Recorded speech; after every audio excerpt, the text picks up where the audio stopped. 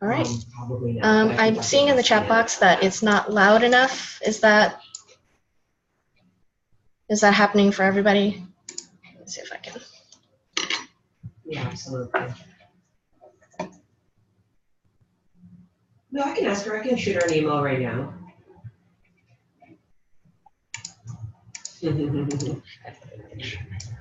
Yeah, absolutely. Okay. Mm-hmm. I'll go ahead and get started.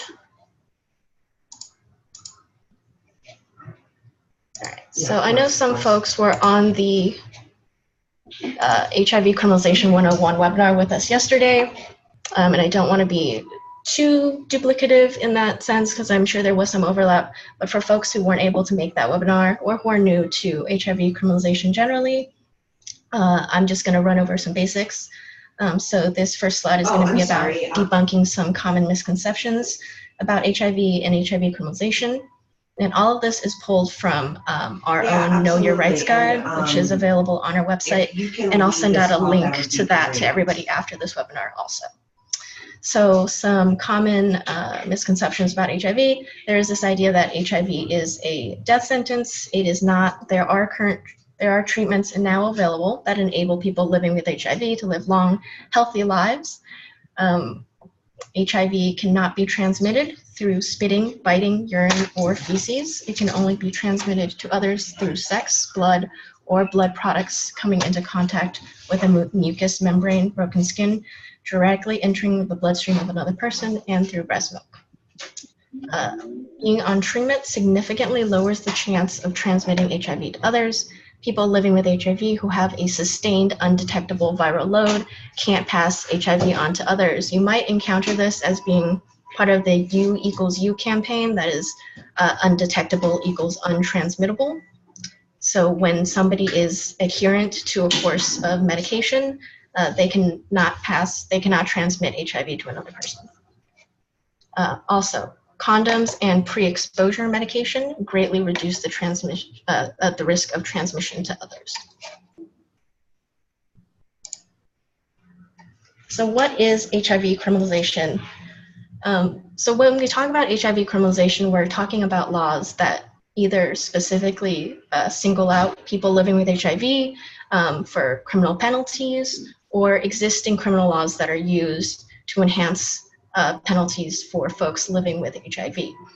In the United States, more than 30 states and several territories have at least one law that directly applies to people living with HIV. And activities that can lead to somebody being charged under these laws include having consensual sex with somebody without telling them that you are living with HIV. This includes sexual behavior that is considered low risk, including oral sex and sex with a condom. And this also applies even if people are on medication and adherent to medication that makes their viral load undetectable and therefore untransmittable. Another activity that can lead to being charged is the sharing of syringes, donating blood, organs, and tissues, engaging in sex work, and spitting, biting, or otherwise exposing others to their bodily fluids, which we talked about earlier as not being a route of transmission for HIV, but are nonetheless punished. Under most of these laws, people living with HIV can face criminal charges for activities that would normally be legal, such as spitting or having consensual sex. Unfortunately, these laws don't reflect the reality of what it means to live with HIV today, and can punish people living with HIV whether or not transmission actually happens, was possible, or was intended. Generally, a lot of these laws punish non-disclosure. So this idea of people living with HIV always being able to document disclosure is not always a feasible concept. There are a lot of safety concerns, a lot of privacy concerns about why documenting isn't always possible. And even when disclosure is well documented, a lot of the times it doesn't hold up in court because it can rely heavily on what other people say you did or did not do, and is a little bit unreliable in that regard as a defense. So what are the effects of criminalization generally? And I know We'll get into this a little bit more later. But criminalization along with incarceration generally has a lot of negative effects on folks, and there's added stigma when the person who is criminalized is a person living with HIV, and even more stigma when that person is also undocumented or a person of trans experience, a survivor of intimate partner violence, a person who engages in sex work, or a person who injects drugs. So for a lot of undocumented folks living with HIV, if they are charged, that could mean that they are subject to deportation screenings, deportation proceedings, and they can also end up being held in detention centers that will not allow them access to HIV medication and care. For folks of trans experience, that's very similar. They can be completely cut off to access from hormones and HIV medication. They can also be subject to a lot of violence, misgendering, things of that nature. For survivors of domestic violence or intimate partner violence, HIV criminalization laws give a lot of powers to partners who may be abusive. In certain cases, a partner can always claim that you didn't disclose your status, even if you did, and get you charged as a way of maintaining control in the relationship or punishing people for leaving the relationship. For folks who engage in sex work, there are a lot of states that have mandatory testing laws. So if you are suspected of or charged with doing sex work, the authorities can have you tested against your will, and the privacy of those results can sometimes be violated, generally depending on what the state wants to use those results for and how they use it to charge somebody who has been engaging in sex work. For folks who inject drugs, a lot of states do prohibit and penalize possession of clean syringes. So it leads to kind of a catch-22 for people living with HIV who also inject drugs, because they can't get access to clean syringes, but they will also be charged for sharing syringes. And I also wanted to do a quick primer on person first language, which is something that I've used a little bit of, and you'll see a lot throughout the series of webinars and a lot of the supplementary materials that we've used as a companion piece, including the Know Your Rights Guide. So person first language is an active effort to avoid using terms that are considered stigmatizing, and instead using language that centers the dignity of the person that we are discussing. So instead of saying things like an HIV-infected person, HIV or AIDS patient, or AIDS or HIV carrier, we say person living with HIV, often abbreviated as PLHIV. We don't say that people have died of AIDS. We usually say people have died of AIDS-related illness or related complications. The phrase full-blown AIDS is not used. There is no medical definition for this phrase. So you could simply use the term AIDS. For infections, the preferred term is transmission. The AIDS virus is generally not a phrase that is used. The preferred phrase is HIV, as AIDS is a diagnosis and not a virus, and it cannot be transmitted. Similarly, we don't say prisoner or inmate. We prefer somebody who is or was incarcerated. And for anybody who's been through the criminal justice system, we don't use the phrase criminal. We can say somebody who is or was criminalized or a survivor of criminalization. Okay, and now I'm going to hand it over to our speakers.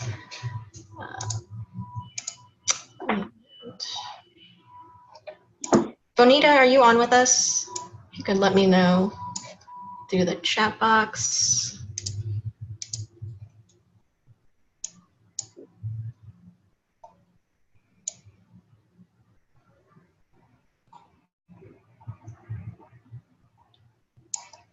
Okay, in that case, I will just have Barb, if you're ready to go. Absolutely. Okay. All right. So Barb is the founder and a member of our chapter in Colorado, and that chapter spearheaded the criminalization reform campaign there, and their laws now have been changed. And I'll have Barb take it over from here, and I can advance the slides for you. Just go ahead and let me know. And I'll mute myself Okay. also. I know that there was some background noise on my end. All right, wonderful. Can you hear me? Just give me a thumbs up. Yeah, hi. So this is Barb, and I'm here to talk about HIV criminalization, and in particular in Colorado. And our motto is, you can change the world. I think that a lot of times in advocacy, especially around state laws, it is easy to feel overwhelmed, to feel that this is something that has been on the books since the late 80s, early 90s, and that are absolutely not approachable, not changeable. And so, oops, going back. One slide, please. So, yeah, there we go. So I think it's just important to know that people who dare greatly can accomplish incredible things. So what I want to share today with you is a little bit about Colorado, how we started talking about HIV criminalization as a problem, and how we were able to form community to actually address these. We had CORA, which is Colorado Organizations Responding to AIDS, and that is our statewide advocacy group, of which PWN Colorado is a member, formed what we call the Colorado Mod Squad, or the Colorado Modernization Squad. And we were able to work with these groups and really form a response to the statutes. When we started looking at them, we realized that they were worse actually than we had originally feared. And I think, can I do slides? No. Okay, next slide, please. So in the beginning, we took a look, we did a statewide assessment, and we started looking at it. We realized that we have the National HIV/AIDS Strategy, which talked about HIV criminalization as being something that did impact people living in Colorado, as well as across the nation. We next went to a Colorado law review, and we looked up, and we're actually quite shocked to find that we had 3 laws on our criminal statutes that specifically targeted people living with HIV. What's important to know is that every state's laws are different, and we say that, but until you start reading them and actually really looking at them, it is almost impossible to realize that they can be very, very different. So in Colorado, our state laws were not at all about disclosure or exposure. Our state laws were about participating in activities with knowledge of your HIV status. And so it was actually one step further back in how people were being targeted and how people were being mandatorily tested. And I'll talk a little bit more about how we started to understand it was being implemented in the state. We did a community education, because once we started looking at the state laws, of course, often when you talk to people about HIV decriminalization and modernization, people think that these laws are effective, and they've not ever been effective. You can't actually punish or incarcerate people as a way of trying to change behavior that needs to come from a different place. And state statutes and state laws is never very effective at it. So we spent a lot of time, oh, am I too quiet? I'm never too quiet. Okay, well, I'll keep talking, and let me know if you need me to speak up. So we spent a lot of time doing community outreach and education, a lot of time talking amongst ourselves, people and women living with HIV, about how we were going to address and educate.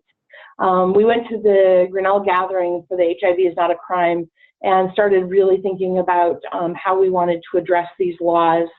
And those of you who were there will know that there was a final call to action at the end, and they were wondering who, after Iowa had significantly reformed their laws, was going to be the next. And one of our advocates from Colorado, Carrie Hartel, who is a PWN member, raised her hand and said, "We're going to be next." And I tried to pull her hand down because I did not think that was possible.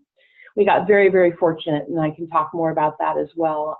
But we did indeed at the Grinnell gathering say that we were going to be working on this. We realized early on that the health department could either be a help or a hindrance.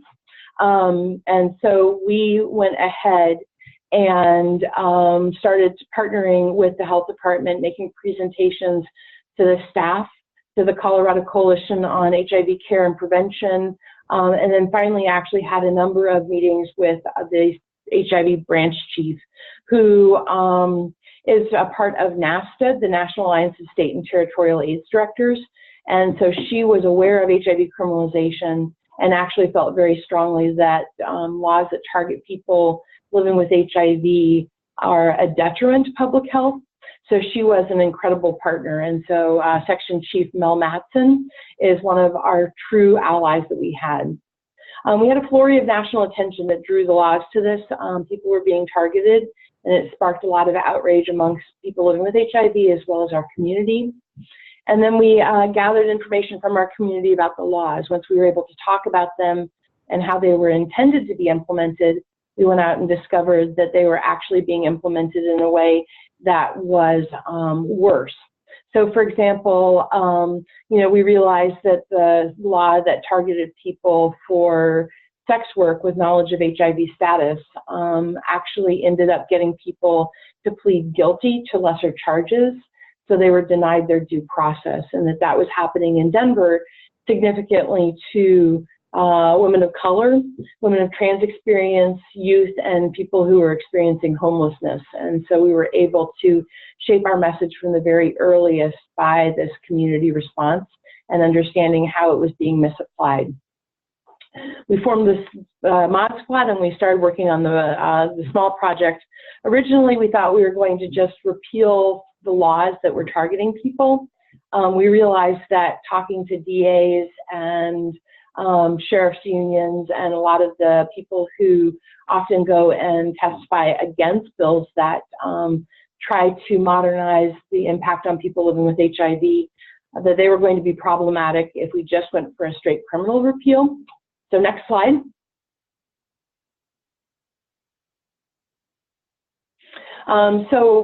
We went ahead and started looking at other options. Throughout our entire process, we made sure to really cleave to the Denver principles. We held control of the entire process through CORA. So in partnership with our allies, people living with HIV drove the entire process, which I think was very, very important.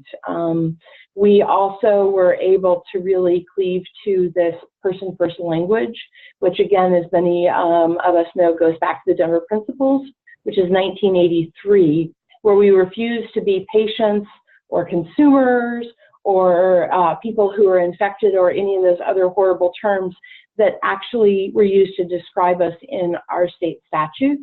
And instead we demanded to be called people living with HIV and demanded to drive this process that actually influenced our state law. Next slide. So again, when we really go back to why we were so effective in Colorado, it was because we had meaningful involvement of people living with HIV from the very beginning. We had 7 people living with HIV who were at the very first HIV is Not a Crime, who came together and strategized that this response was imperative, that repealing these laws was the work that we wanted to put our time and energy into, and that we were willing to drive this process, which took a lot of time. It also meant, though, that those who are most impacted by these laws were centered in the conversation. So rather than having a group of legislators or lobbyists or even health department people talking about us, determining how things were going to be implemented at the state level, we were able to instead demand that race and class and gender, mental health challenges, unstable housing, all these issues were part of the larger conversation. So as we started looking at our state-specific statutes, we realized we weren't going to be able to just get rid of the criminal codes, that we needed to take a big step back and go for a broader response. And so instead what we did was we modernized our entire HIV statutes and actually merged them in with STIs, which is not always ideal, but in this case, It allowed us to ensure that language that had been stigmatizing around gender, around homelessness, around sex workers actually could be revised. So what started out as a just straight repeal became a 54-page legislative mandate about how we were going to move Colorado into the future. And we were fortunate in that we were pretty successful with that. So I think it's important to remember that, you know, when we're talking about involving people living with HIV, that access, whether it's access to technology, access to spaces, access to time to work on, this varies. And so you have to be, like all PLHIV organizing, really able to have people help to the capacity that they're able to commit. So when we were looking at it, you know, we made sure for every single meeting, we had an assessment that we did for every meeting that was about this legislative ask. We said, you know, are there people living with HIV present? Are they part of an organization? Were we speaking with a collective voice, or were we only speaking for ourselves? And then when you come into a room, who are you representing? And as a coalition of people living with HIV, we made sure that we were really trying to address that was going to be a part of a larger conversation around people living with HIV organizing and representing. And so we did a lot of kind of moving back and forth. And so we would come to the legislature with an ask. We would then go to the health department and talk to our partners at the health department about how this would be implemented. And so we did a lot of back and forth. And it actually grew a lot of incredible advocates, people who'd not been involved up until we started looking at these laws, who got really bothered and, to be frank, really kind of pissed off that these were on the books in our state and that we were really determined to change it. Next slide. So here's a version of our statutes. We had one about prostitution with knowledge of being HIV positive. One was patronizing a prostitute with knowledge of HIV. And then the other one is around sexual assault, penetrative sexual assault. What's really important to know is that these shifted these behaviors from a misdemeanor to a felony. So we got a lot of power when we were talking amongst ourselves by saying that living with HIV should not make you a felon. If it's a misdemeanor for other people, it should be a misdemeanor for someone who's living with HIV. So we were able to really talk about public health and having people living with HIV know their status and be in care. As you get into the details, you'll see that a lot of these things actually don't really transmit HIV. They're not risks of transmitting HIV. And so this was just old. It was ridiculous. It was offensive. The language was awful, and so it needed to be repealed and significantly revised for what remained. And that was what we were able to go ahead and really work on. And I'm glad that we were able to, because yeah, a lot of this is just offensive, and we need to be really clear that when it's problematic like that, that we get to be bothered by it. We don't have to just sort of lump along and expect that people are allowed to talk about us this way. This is offensive, and when we had an opportunity to testify, not just myself, but a number of other new advocates came and testified, and most of them started off by saying Colorado is better than this, and that was powerful to be able to say that we were deeply, as a community, deeply bothered by these laws. Next slide.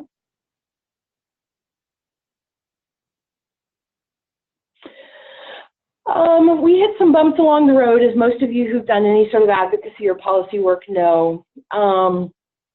As we went back to the communities and continued to talk to people, and as it became known that we were working on these statutes, we started hearing more and more stories about people who actually were still in jail because they had been arrested for prostitution with suspected knowledge of HIV, and they had pled guilty to loitering, loitering with intent to distribute drugs, all sorts of other charges that were actually not really related, but that people started off trying to cooperate with the police, that they wanted to ensure that they had access to their medication, and so they would self-disclose their status.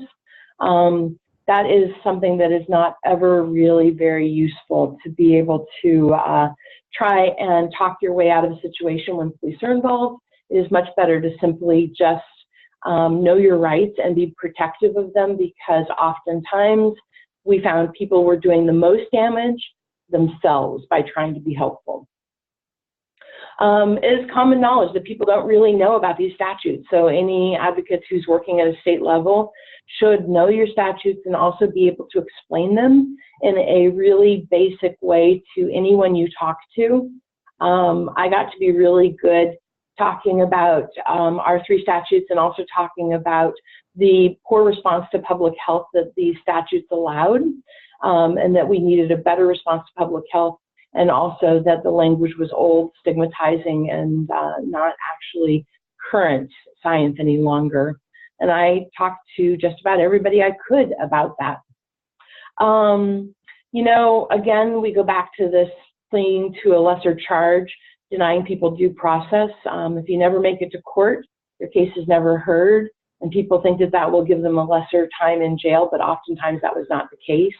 So, you know, I'm not trying to sound alarmist, but I think that we as a community need to come together and realize that these laws are damaging to all of us, that they're stigmatizing, that they lead to unsafe situations, and that they also lead to people really being denied their basic human rights.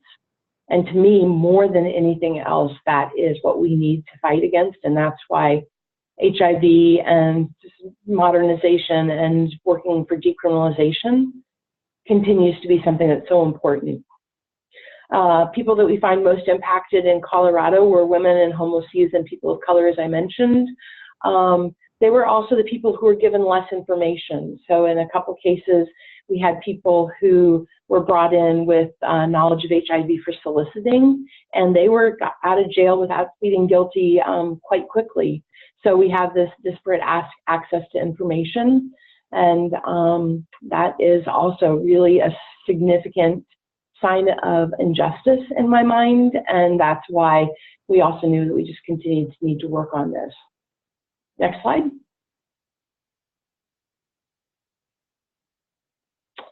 So we started off by saying in Colorado we're going to repeal all of our criminal laws, we're going to modernize our HIV and STI statutes, that we're going to repeal these archaic laws.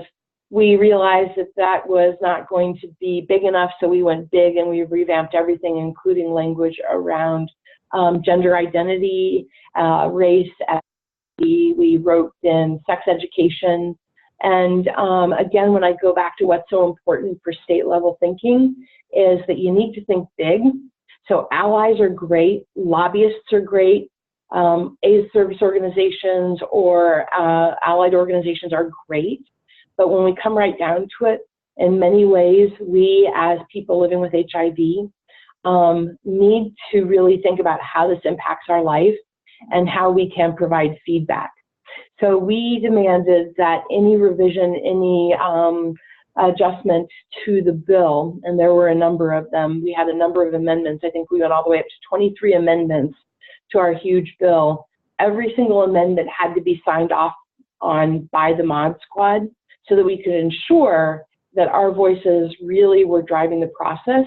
And it was important because, you know, in some cases, language would slip in like people infected with HIV, that to us is just inappropriate and wrong, whereas our legislative champions would see that that was just being, you know, cutting down a few words and being succinct and didn't quite understand the impact that it had on the community.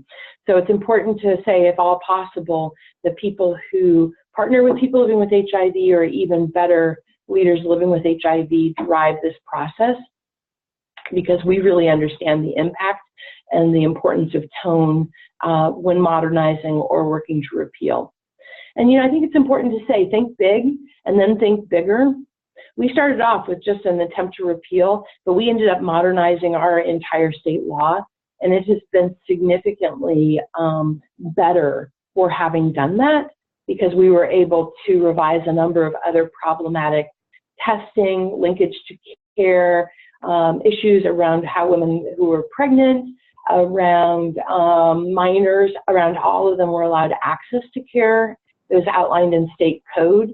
We were able to modernize all of that. And so it was a huge monumental thing, but sometimes going bigger is actually easier, because you can fix a lot of these problems that have been inherent in these laws since the late 80s and early 90s.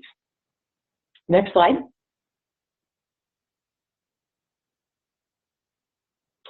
So important to assign roles. Everybody has different roles. We were fortunate we had pro bono lobbyists who worked with us who actually answered to the Colorado organizations, which was led by people living with HIV. So we didn't have this kind of negotiations that a lot of other states have had who have had lobbyists working on their behalf. It isn't just important, and I apologize, I sound like I'm dissing our allies, and I really am not. What I'm just saying is that oftentimes, bottom line, we understand the impact that this has in our life, the importance that it has in our life, because it's about us. And we go back to nothing about us without us. And I truly believe that that continues to be really important. So you have lots of allies, have lots of people who are able to help: lobbyists, health department, medical doctors, attorneys, HIV organizations. There is room for everybody. But again, as we look at meaningful involvement, we need to try and ensure that at the very least this effort is led by people living with HIV or organizations that help them or support them or are led by people living with HIV. So I think a classic example is California. They just managed to accomplish a pretty significant modernization as well, and that was led in large partnership by PWN. And so a lot of the impacts that this would have were able to be talked out in a way that sometimes health departments and legislators don't have the sophistication to understand. And so that was very important. It is most important as you are going about this work, and actually as you're going about any advocacy work, the people who are most impacted are centered in the conversation. We ensured that sex workers, that people who are experiencing poverty, people of color, people who are unstably housed, everybody was welcome into our conversations, and that if we were reaching a particular point that was talking about sex work, for example, that we actually had a focus group or invited sex workers to come in who might not be living with HIV but could talk about how this was being impacted and implemented. So we really didn't put ourselves as the experts by people living with HIV, but knew that we needed to continue to bring in other impacted communities, and that was the way we could ensure that this was really good, sound, quality work. Next slide. In the end, we were fortunate. It actually passed May 11th in the last hour of the session by one vote. It was a difficult vote to sit through. I was terrified it wasn't going to pass. I was very sad if it wasn't going to pass, but it turned out that we managed to pull some strings in the back and convince one Republican to actually vote for this, which was pretty powerful. And to this day, I am incredibly grateful to her for understanding.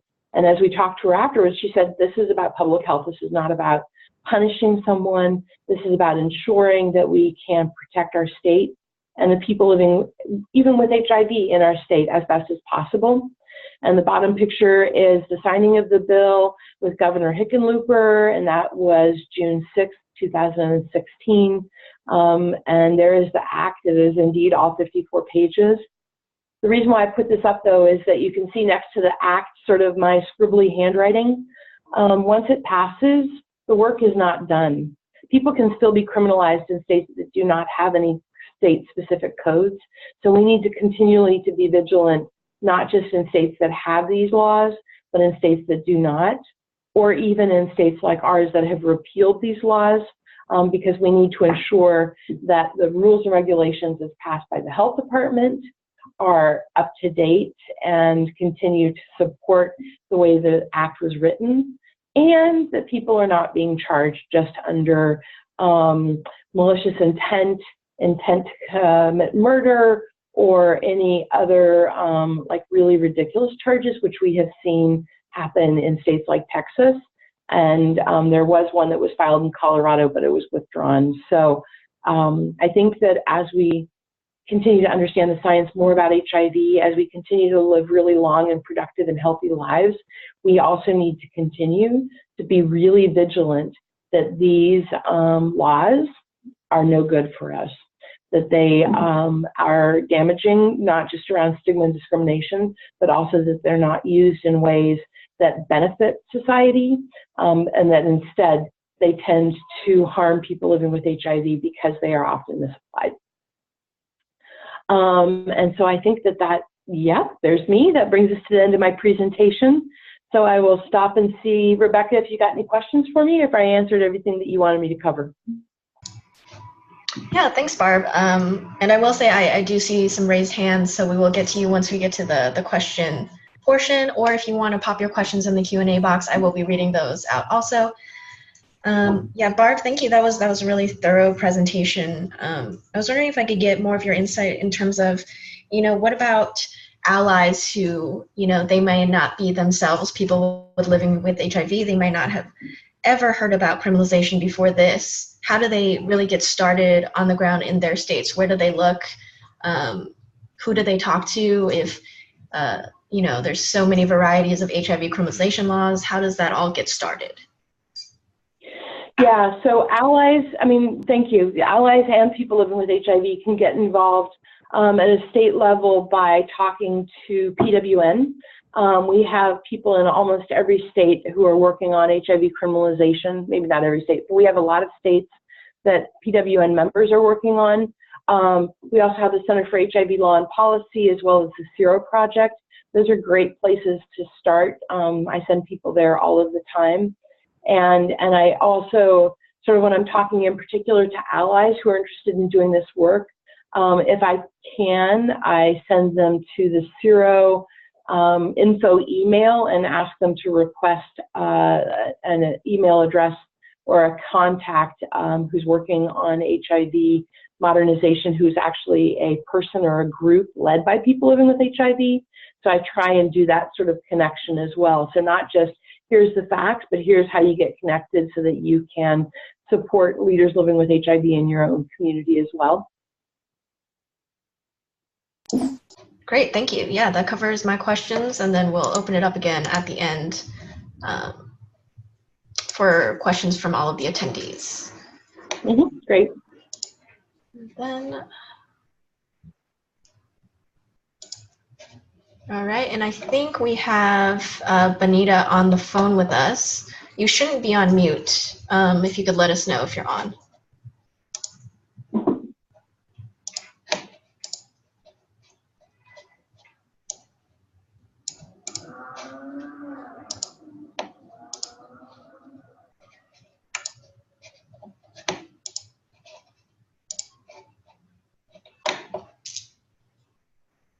Hey, Bonetta, if you're speaking right now, we can't hear you.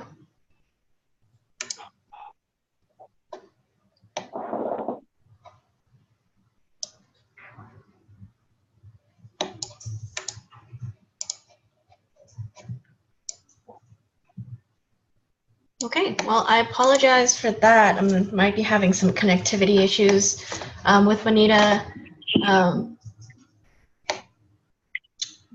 I'm hearing somebody on the phone. Is that you, Bonetta?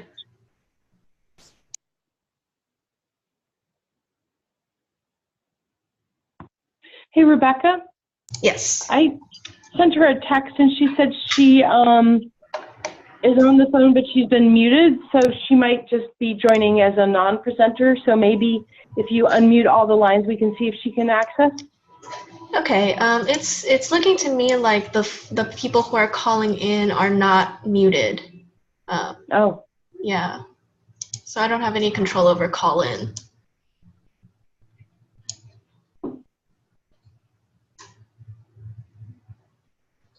Okay, well, in that case, I will have the questions that I was going to present to Bonetta. I'll have her answer those separately, and then I'll include her experience and her advice for advocates who want to do more on HIV crim in the email that I send out after this. Okay, let me go ahead and try just one last thing, promoting everybody to a panelist. Yeah, Bonetta? wait, that was only for show, honey. That was only for show because I saw it. today. Okay, I'm gonna try unmuting everybody now. So if if Bonetta is still on the line with us, if you could let us know. Huh? On the 17th? All right, well, sorry about that. Yeah, I will follow up with Bonetta on that. Instead, we're just gonna go into our question session. If you have any questions for me or Barb, or anything else, any thoughts that you want to share on, things that you've done as an advocate, and if you want to raise your hand, I can also unmute you so you can speak.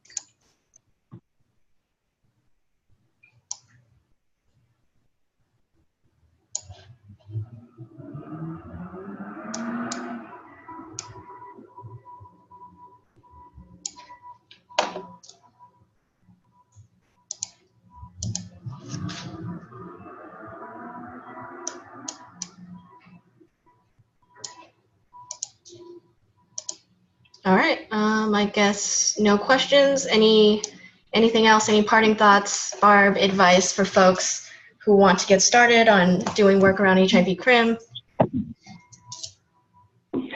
Yeah, I think just in conclusion, first off, I want to thank Rebecca and thank PWN for continuing to work on HIV criminalization and modernization. I think that it is one of the most important issues that we will continue to address. It is, been implemented in an arbitrary fashion, and it continues to drive stigma and discrimination against all science that we understand. And so I think that I also see that we have 30 people who are on the webinar. And so I also want to just take a moment and thank everybody for being interested, because this issue is so incredibly important. Thank you, and thank you everybody for attending. Please look out for a follow-up email from me. It's going to contain the slides we used for this, the recording for the video, links to our website and the Know Your Rights Guide, and also the links for future webinars that are going to dig in a little bit deeper on different aspects of how to support folks who are criminalized under these laws. Thank you, everybody.